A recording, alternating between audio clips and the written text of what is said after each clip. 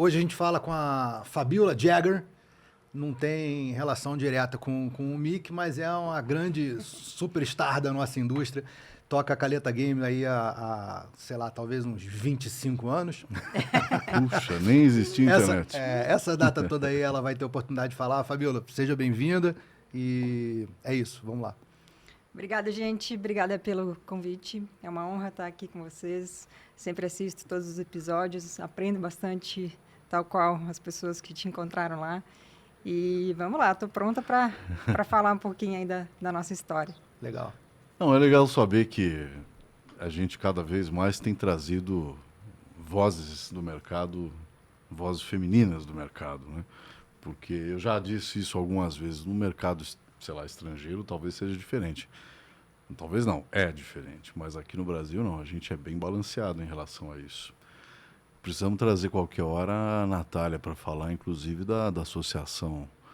Você participa da Associação das Meninas? Sim, da AMIG, agora da né? Movibet também. A Natália foi um dos nossos primeiros episódios, lá em 2023. Sim, não, ainda. mas trazer para falar A gente de... nunca repetiu ainda alguém, Não. mas já está na hora de algumas pessoas passarem aqui novamente, porque o recado é outro. por exemplo, no caso de Amig, né? Porque a Natália falou genericamente da vida dela, da Control, Control e tal, mas da Amiga especificamente. Acho que era muito o começo da coisa Embrionário, toda. talvez, Bobear, se a gente recuperar, nem tem menção, não lembro nem se já tinha sido... Foi fundada naquela época, mas não lembro Foi. se no episódio já tinha. Não me lembro também. Recuperar isso aí. Depois elas até usaram esse estúdio para fazer o podcast delas. Foi, verdade. Elas tinham um podcast do início da fundação da MIG, que era nesse estúdio. Eu acho que elas não gravam mais, mas elas faziam aqui, É verdade. nessa mesma mesa. Legal. E aí, como é que foi a sua viagem para São Paulo? Veio pro evento, né? Vim para IGI IGI, né? e depois fiquei sexta, sábado, domingo, participei do G4 Vale, que não sei se vocês conhecem o G4 Educação, uma escola de negócios aqui de São Paulo. Eu sou aluna... Eles são mineiros, né? O fundador. São lá. 3 sócios, Sempre esqueço o nome do E tem o Thales Norman. Thales. né? Morri. E são empreendedores fantásticos, já fizeram várias aquisições, vendas de empresas. E eu tenho uma ligeira impressão de que eu conheci, tipo, lá para as bandas de 2015, alguma coisa, no Afiliados Brasil. Esse Thales. Pode ser. Ele não tinha ainda, essa expressividade do G4, nem sei se já existia, mas eu acho que eu conheci ele, tipo, lá nos primórdios mesmo. Mas foi bem legal, tinham 12 mil empreendedores no São Paulo Expo. É mesmo. Sexta, sábado e domingo, aprendendo com diversos grandes empreendedores, onde estava o fundador da Waze, então foi uma palestra em inglês, estava o governador Tarcísio também na sexta-feira, deu uma palestra, enfim, foi bem legal, Bem legal. bem Puxa, bacana. você vê, o governador vai nesse evento, né? Mas ele não falou de política, não, falou Não, da tudo bem, vida melhor empreendedora. Mas ele poderia vir no meu, né? Melhor ainda. Melhor ainda. Vou te falar que toda vez que eu estou vendo o político subir em palco, mesmo quando para falar alguma coisa da nossa indústria, você vê uma Melhor não diferença falar, né? grande, você vê uma diferença melhor não grande da gente que é executivo. Não vou nem falar empresário, muitos de nós somos, mas executivo do setor, o discurso é bem diferente, até a postura é diferente. Não tem nada de servil na nossa classe política, eu percebi quando eu vou para Brasília nos eventos. Você quer ver um negócio? O feedback que eu tive, a gente entrevistou aqui o Áureo Ribeiro, que é deputado federal lá pelo Rio de Janeiro, né? O feedback que eu tive de colegas da indústria foi assim: porra, mas o cara vai acabar com tudo. Meu irmão, o cara quer destruir a nossa indústria. Eu falei, meu irmão, tu não tá entendendo. Ele é o cara mais pró que tu vai encontrar. Pois é. Entendeu? Então, assim, é um desafio que a gente tem, porque até o cara que é pró-indústria, ele acha que ele precisa regular isso aqui, cortar essa asinha aqui, aparar essa ponta, entendeu? Lixar nesse negócio. É tanto acertinho que eles querem dar no negócio, que quando você junta tudo e olha, fala assim, meu irmão, já era, não tem como trabalhar. Não. Aliás, quem não viu, procura aí na lista dos podcasts, assiste lá o Áureo Ribeiro, que você vai ter ideia da dificuldade que é pra gente em termos de relações governamentais, de navegar no Congresso aqui e ali, É um- porque ele é um cara pró, hein? É um episódio interessante porque a gente é bem inclusivo aqui, a gente dá espaço para a opinião do convidado, não importa qual seja, mas eu lembro que esse foi um episódio que a gente não conseguiu evitar de interromper porque vinha muita coisa quadrada. Ele era pró, mas o papo era quadrado, Sim. no sentido de a gente falou, não, peraí, de onde está saindo essa sua opinião? Porque não existe isso. Entendeu? E fora as coisas, ele teve que fazer com a presença de uma outra pessoa. eu Não, era o lembro. delegado. Era o Braulio. o Braulio. Braulio é delegado de Polícia Federal, um amigo.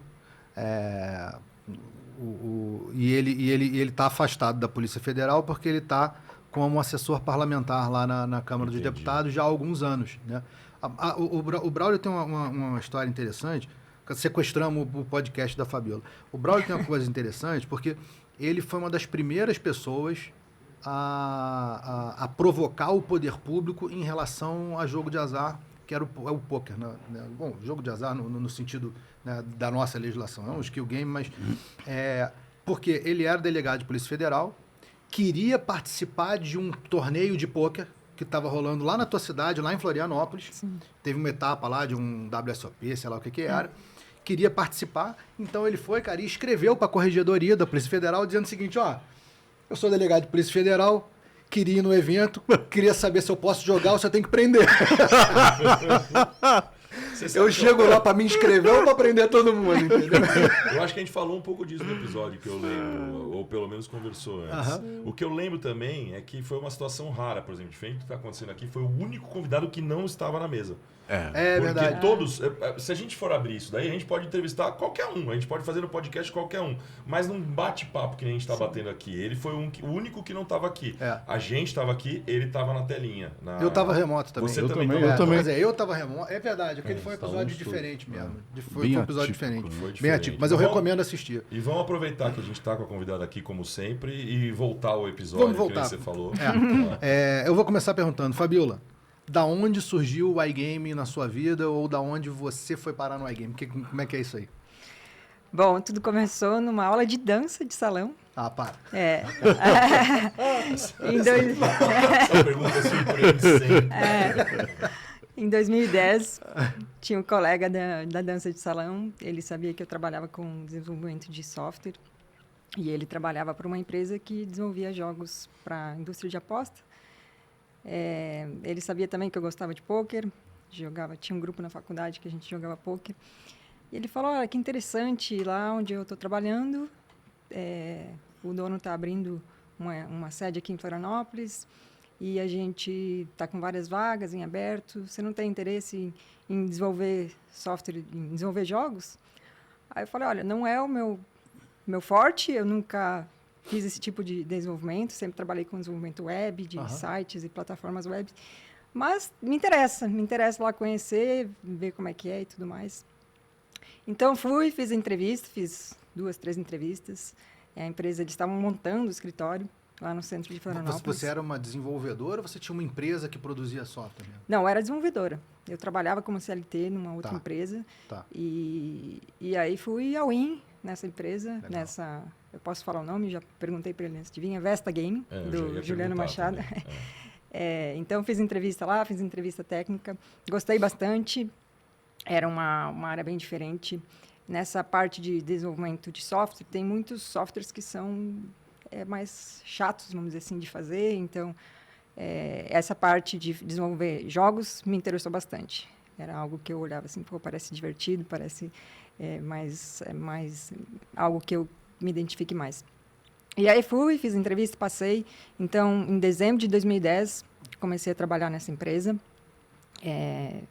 Fiquei lá até 2013, até metade de 2013, e aprendi muito. Trabalhei bastante com a parte front-end dos jogos, de desenvolver tudo aquilo que a gente vê nas telas, assim como também a parte de back-end, que é toda a parte de matemática, como é feita a lógica, como que isso se comunica com o front-end e tudo mais. A parte do front-end tem mais a ver com arte na cabeça Isso. do leigo. Era isso mesmo? Você chegava a fazer isso? Não, tinha o time de arte, tinha os artistas, o pessoal que fazia animação, o som. A gente pegava os assets, que nós chamamos no termo técnico, e fazia os assets executarem a parte lógica. Entendi. Ou seja, esse símbolo tem que mexer assim, mexer para Vocês cá. organizavam eles na estrutura que a arte precisava desempenhar. Isso. E também sincronizava toda a parte do som. Então, em determinado momento tem que tocar esse som, tem que executar animações. Era bem legal, assim. E aí foi lá, nessa empresa, que eu conheci o Paulo, que é o meu sócio. Sim. O Paulo já trabalhava com programação de jogos já há algum tempo. Na época aqui em São Paulo, que os bingos eram liberados, ele trabalhou bastante tempo. E ele tinha um conhecimento profundo, diferente do meu, que eu fui lá e aprendi a programar jogos, apesar de ter o know-how de lógica de programação. Ele já conhecia bastante, então, no começo, eu lembro assim, que ele foi o meu mentor. Nós sentávamos juntos, assim, lado a lado, na sala dos desenvolvedores de software. E ele me ensinou bastante e a gente criou uma amizade bem legal. E até que, em determinado tempo, passou 2 anos e meio ali, a gente olhou assim, acho que vamos fundar a nossa empresa? E foi... Então, ela nasceu de vocês aqui no Brasil, lá Isso. dentro de uma outra etapa da carreira de vocês. Isso. E aí saíram da Vesta Games e lançaram. E já lançou como Caleta? Não, então, aí foi assim, a gente pegou, juntamente com outro colega nosso, Roberto, lá na Vesta, a gente saiu, a gente começou pegando projetos freelances, assim, tinha bastante empresas querendo o nosso know-how de videobingos, que a gente havia desenvolvido videobingos. Então, veio uma empresa da Costa Rica e queria alguns videobingos online que nós produzíssemos. Aí fizemos, logo depois tínhamos um contato já conhecido de Londres, que veio com um projeto para social cassino dentro do Facebook. Naquela época estava bem em alta esse tipo de software. Aí naquela época já estamos falando do quê? De um 2014? 2014, isso. 2014. 2015 continuamos nessa área também de desenvolvimento de social cassinos para o Facebook. E foi bem legal. Foi surgindo um cliente, depois foi surgindo outro. Acho que quando você entrega resultados, você mostra, as oportunidades vão surgindo. Eu fiz um joguinho para o Facebook há muitos anos atrás, Bingo Camarada. Foi bem legal. Ah, é? Mas aí o Praia Bingo chegou e engoliu qualquer coisa que tivesse semelhança, né? E aí vocês fundaram isso quando, mais ou menos? A empresa a gente fundou ao final de 2013. E aí, 2014, 2015, consolidou realmente... 2014, qual foi o primeiro assim. joguinho que vocês fizeram? Foi o Suerte Extra. Suerte Era um Extra. vídeo bingo. E depois, no Social Cassino, o nome do projeto geral era o Projeto Brasingo, que era justamente... era o mapa do Brasil e você percorria todas as regiões, começando pela Amazônia. E aí nós fazíamos jogos bem localizados, bem típicos de cada região. O Bingo Camarada era muito assim. Bingo Camarada você entrava, tinha, sei lá, acho que começava pelo Rio de Janeiro. Você estava no Rio de Janeiro, aí você ganhava pontos, aí você conseguia comprar sua passagem e viajar, sei lá, para Brasília. E aí você comprava mais pontos à medida que você ganhasse e, sei lá, ia para a Bahia. E você fazia um tour no Brasil, era mais ou menos essa ideia. Que legal, né? E como é que é? Suerte? Extra. Suerte Extra, Não devia ser para cá. Não. Costa Rica. Já para os costarriquenhos, né? E surge de onde essa ideia de sorte extra? Tinha alguma coisa já mais ou menos? Não, foi o requisito do cliente. Ele queria, ele já veio. A encomenda era encomendado. Não era nosso jogo, a gente passou toda a propriedade intelectual para eles. O que era nosso era know-how e eles queriam justamente alguém... Você fez para aquele cara e tchau, muito obrigado. Isso, e eles queriam justamente alguém que entendesse com profundidade sobre videobingos. Então não ficou no portfólio. Não é mais nosso esse jogo. Entendi. Assim como todos esses que a gente fez para o social também, para Facebook, não tem algum nossos. Famosinho? Não, deixa.